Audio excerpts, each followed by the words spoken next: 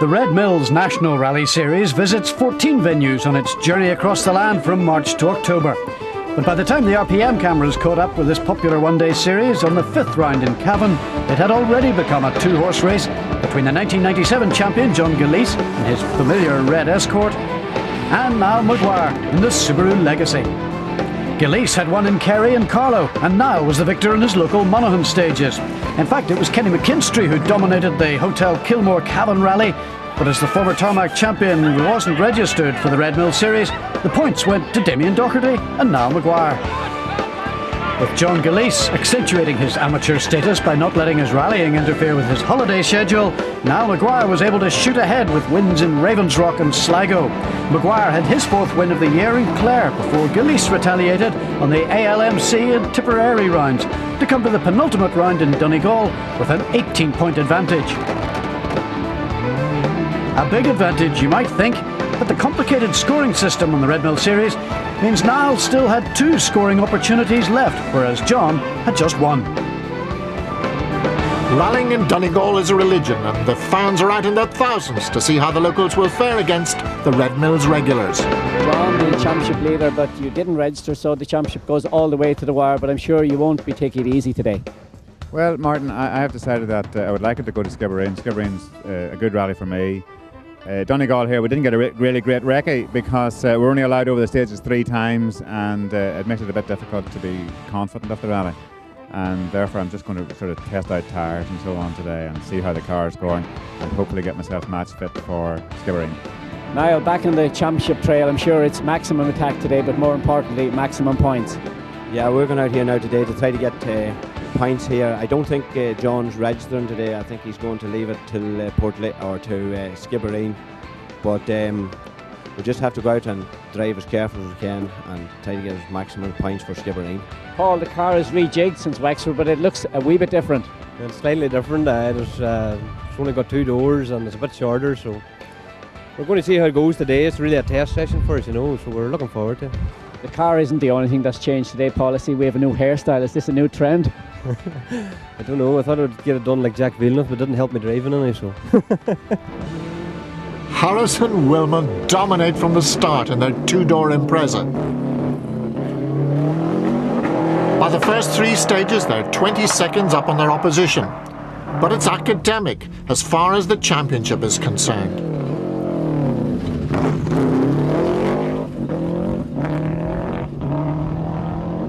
Drivers must check in at an event in each region in the National Series, and that is why John Gilleese is here today. So after 3 stages, he goes to lunch, realising he has only 1 scoring opportunity left in the series, and today is not going to be his best chance. It's a crazy system that surely needs some reform. Niall Maguire and Anthony Nestor know that today's result is crucial as they have 2 scoring opportunities left. They must get a maximum point score among the registered drivers, but they're back in 5th place at the moment after 3 stages. Their Great Legacy rivals and friends, the Doherty brothers, are 2nd, and they're fastest in stage 3. Hugh Martin Doherty is 3rd in the left hooker Impreza. And Paul's brother Gavin Harris leads Group N in another Autosportive supplied car. Group N is bristling with interest, with American Rally Championship runner-up Noel Lawler in the Western Chickens Mitsubishi, and Rory Kennedy having his annual outing in the driver's seat in a Mitsubishi Evo 3. The roads have dried a little as Paul Harris starts the 2nd loop. The Donegal man continues to pull away, and after 7 stages, he's 47 seconds in front.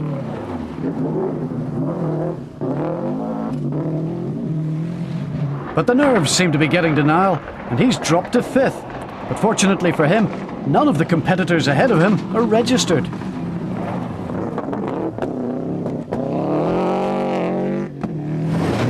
Hugh Martin Docherty will drop out of 3rd place and out of the rally with gearbox problems.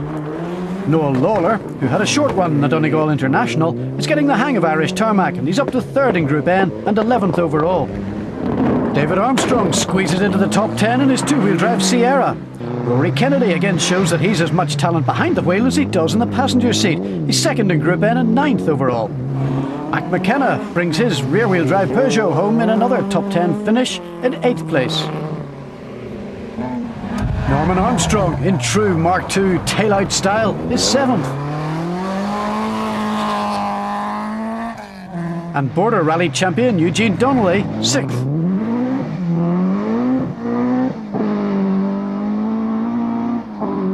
Gavin Harris makes it a family double by taking 5th place and Group N in the Auto Fast Fit Impreza.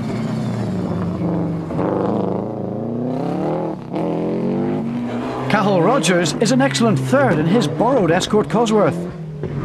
The Doherty brothers once again show that they are one of the outstanding up-and-coming talents in the country by coming 2nd. And Paul Harris is able to put all the disappointments of Galway, Killarney and Wexford behind him with an end-of-season win.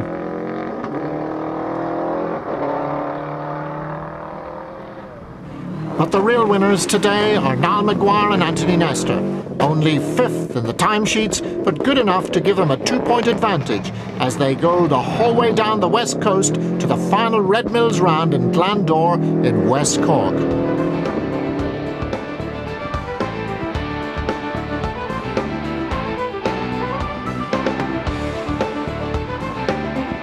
"14 rallies over 8 months, and it must seem like half a lifetime to the two RIAC National Rally contenders who come to the final shootout in West Cork.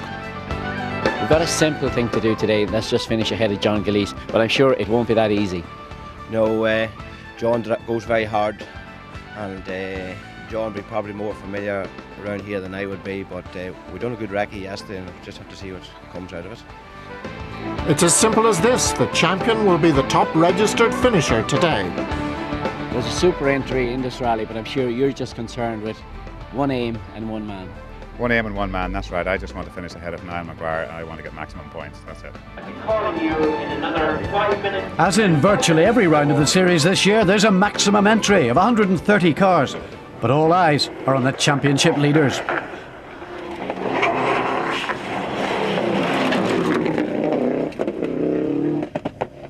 Maguire starts well with the 3rd fastest time on the first test.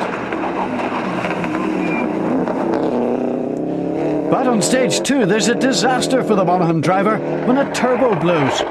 He's virtually handed the series to Gillespie, who's much relieved as he's finding the rear suspension set up far from his liking. However, John and co-driver Mike Gibson are content enough in 6th place.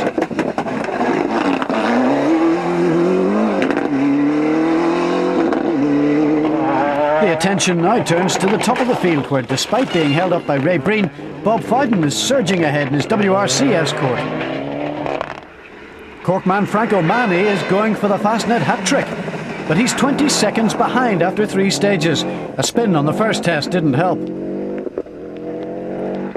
Another former winner, Liam McCarthy, is next up in the Cahain Concrete Escort. And then it's Davy Greer giving his now right-hand drive Celica a shakedown since he's completely refurbished it.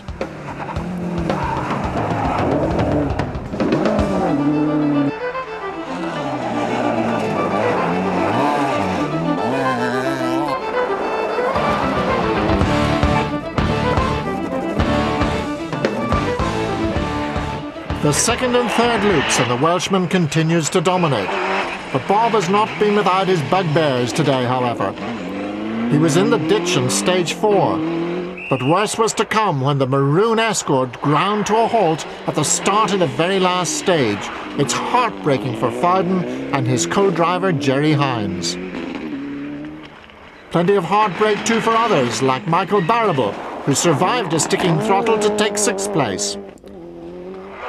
Dennis Cronin and Kieran Kelleher are a remarkable 4th in their 2-wheel drive BMW, despite much of the event being held in torrential rain.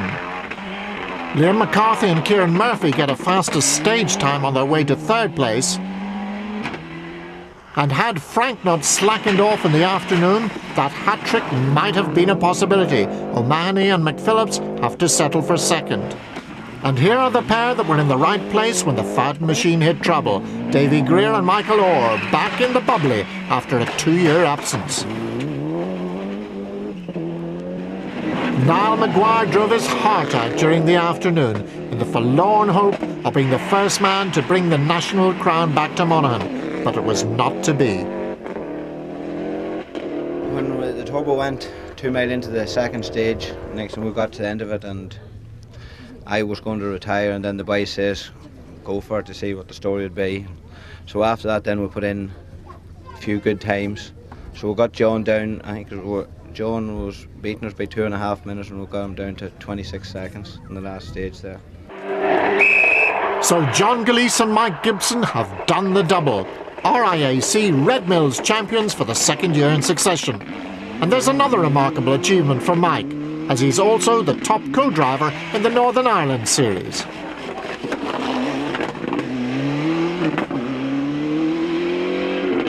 John, a terrific end-of-season battle, but I'm sure it hadn't planned to go all the way like this. Well, I was very keen for it to go down to the wire, you know. I mean, and it suited you guys too, making up the headlines. I mean, Maguire goes to the wire and all that sort of stuff. It's, you know, it made you feel like a writer for the Sun, Martin, didn't it? I don't know, John, but I think, of course, we're running out of cliches for Gilleese pulling out the stops and filling this and filling that. But you're absolutely thrilled to have won the title for the 2nd time and only the 2nd driver to win back-to-back titles. Well, it was very, very pleasing to, you know, it's good to equal Stephen Murphy's result. But it's nice also to be the first Red Mills champion as well. But I was looking back through the history of the thing, and Bertie Law years ago won back-to-back titles, and Ger Buckley. So there have been quite a few who have won them actually whenever you look back at the history book. The Belfast dentist extracting the last word as usual. John McKeown and John Gilleese, the National Rally winners. And as we come to the end of another season of RPM, we salute the other Irish champions who have made our year so entertaining.